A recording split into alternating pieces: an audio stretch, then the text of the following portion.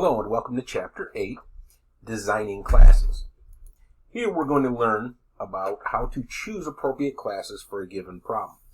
It's a bit more of a tricky problem than you might guess. We're also going to understand the concept of cohesion. We're going to minimize dependencies and side effects, and learn how to find data representation for a class. Also, we're going to understand static methods and variables, and learn a bit about packages. So, a class represents a single concept from the problem domain. It should do a single thing. Name for a class should be a noun that describes the concept. So, for example, in math, you'd have a point, a rectangle, an ellipse, a circle. Concepts from a bank, for example, or a business would be a bank account, a cash register, a customer. Oftentimes when you discover a class, it will end in ER, objects that do something or some kind of work, a scanner, a shopper, a customer. Utility classes are a type of class that have no object data but only static methods. Math is a good example of that because it doesn't operate on any internal data. A class with only a main method is a program starter. The class name should indicate what object the class will do. Paycheck is a better name than paycheck program. Don't turn a single operation action into a class. Paycheck is a better name than compute paycheck because compute paycheck is an action, not really a class. So, if, for example, if we're writing a chess program, some potential classes would be chessboard, piece, player, square even. What wouldn't be good classes are move or am I in check. Those would be more methods. So one of the things you should keep in mind is the idea of cohesion. A class should represent a single concept. The public interface of a class is cohesive if all of its features are related to the concepts that the class represents. The members of a cohesive team have a common goal. So for example, if you have a class that represents a point, you wouldn't have it represent a circle as well. It doesn't make sense. They're not cohesive. So this class is a bad example. Here we have our cash register, but we're also defining what quarters, dimes, and nickels are. The coin should be separate. The ideal situation would be to make two classes, a coin class and a cash register class. Now, the cash register can handle any type of coin, and if you need to add other types of coins, it's easy.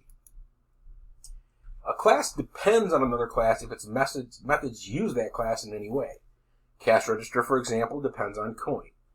UML is a language, a visual language used to describe objects and classes in object-oriented analysis and design.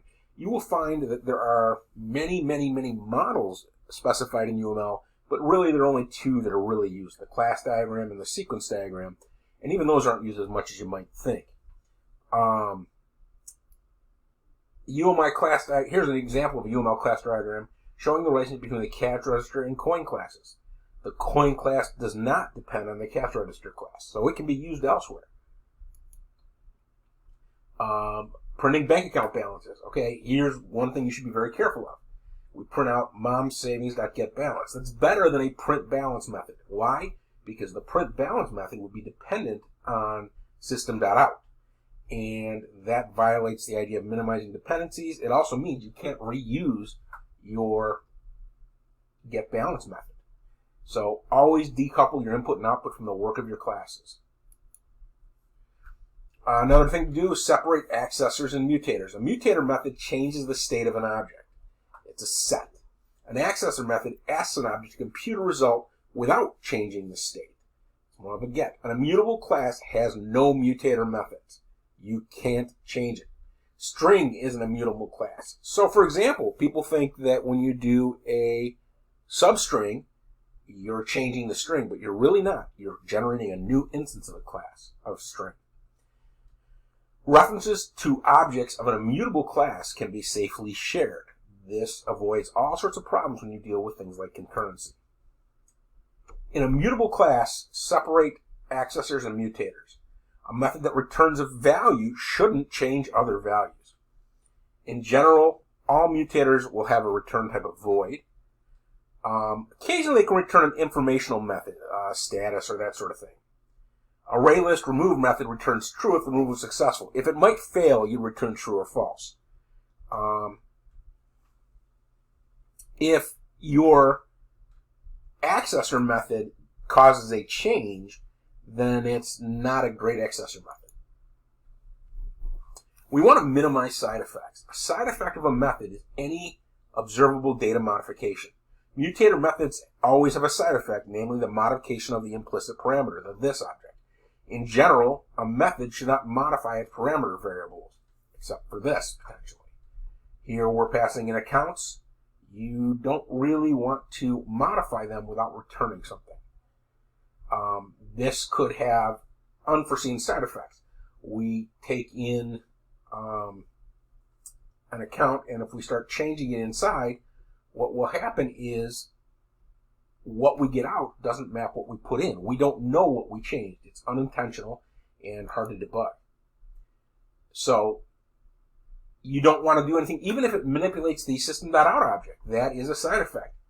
Keep most of your classes free from input and output operations. When designing methods, always minimize side effects. Why is it a good idea to minimize dependencies? If a class doesn't depend on another class, it's not affected by interface changes. You can change the interface and not break anything. Consistency is important too. Use a consistent scheme for method names and parameter variables. While it's possible to eat with mismatched silverware, consistency is much more pleasant. So here's some patterns you run into objects. All classes that manage a total follow the same pattern. Keep an instance variable that represents the current total. Provide methods to increase the total, reduce or clear the total, and get the current total. For data counting, you keep a counter. Increment the counter in the appropriate places, here when you record a purchase. Provide a method to clear the counter, and another method to report the counter. Notice a pattern here? Data collecting. An object can collect other objects. A shopping cart object may need to manage a collection of items. An array list is easier to use in this case than an array. It's cleaner. Initialize the instance variable to an empty collection. Find a way to add values. You notice we're not exposing the internal collection's add value. A property is a value of an object that an object user can set. Provide an instance variable to store the properties variable and methods to get and set it. Basically, don't make your properties public and make them use an accessor. That way you can also put in error handlers. Sometimes you have properties that once you set them in a constructor, you never change. When you create a new ID, for example, you don't want anybody to be able to change it, so you just don't provide a getter or setter. So when you have states that cause changes to actions, supply an instance variable to maintain the current state, and determine what methods change the state. Eat would change the hunger state. Move would change the degree of hunger. Determine where the state affects behavior. Move will change the state, and where it will affect it is move. Suppose we want to count the number of transactions in a bank account. We add a counter to the bank account class. We should update this in the deposit method and withdrawal because that's where the state is actually changed. And next we will go on to part 2 of designing classes.